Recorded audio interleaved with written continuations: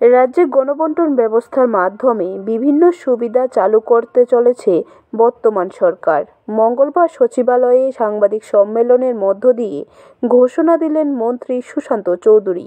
তিনি বলেন, গণবণ্টন ব্যবস্থার মাধ্যমে রাজ্যে প্রায় 9,76,000 রেশন কার্ডধারী পরিবারকে এককালীন 2 মাস অর্থাৎ ফেব্রুয়ারি এবং মার্চ মাসে কার্ড প্রতি 5 কেজি করে চাল প্রদান করার সিদ্ধান্ত নেওয়া হয়েছে।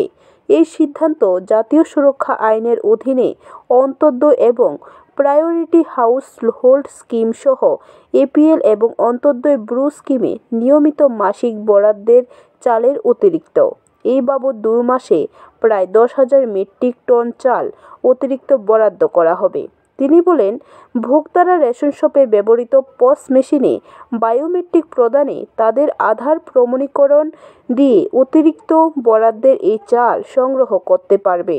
বর্তমানে জাতীয় খাদ্য সুরক্ষা আইনের আওতাধীন প্রায়োরিটি হাউস হোল্ড রেশন কার্ডধারী পরিবারদের প্রতি মাসে মাথাপিছু 5 কেজি এবং অন্তোদয় রেশন কার্ডধারী পরিবারদের প্রতি মাসে কার্ড পিছু 35 কেজি হারে চাল বিনামূল্যে নিয়মিত বরাদ্দ হিসেবে প্রদান করা হচ্ছে।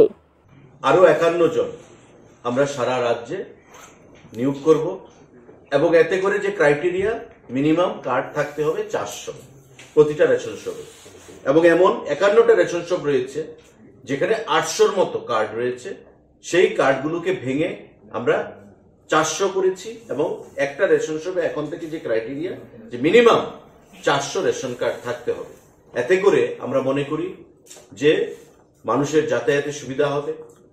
অনেক মানুষ দেখা যাচ্ছে যে কয়েক কিলোমিটার দূরে গিয়ে তার রেশন সামগ্রী আনতে হচ্ছে। প্রত্যন্ত অঞ্চল, দুর্গম অঞ্চলগুলোতে, বিশেষ করে উপজাতি অঞ্চলগুলোতে। কিন্তু এই সিদ্ধান্তের ফলে আমাদের যে নতুন আরো 51টা নতুন রেশন শপ প্রদান করার যে সিদ্ধান্ত, তাতে করে মানুষের অনেকটাই সেখানে সুবিধা হবে এবং তাদের যে নিত্য প্রয়োজনীয় দ্রব্যগুলো সেগুলো গ্রহণ করতে তাদের অনেকটাই সেখানে সুবিধা হবে।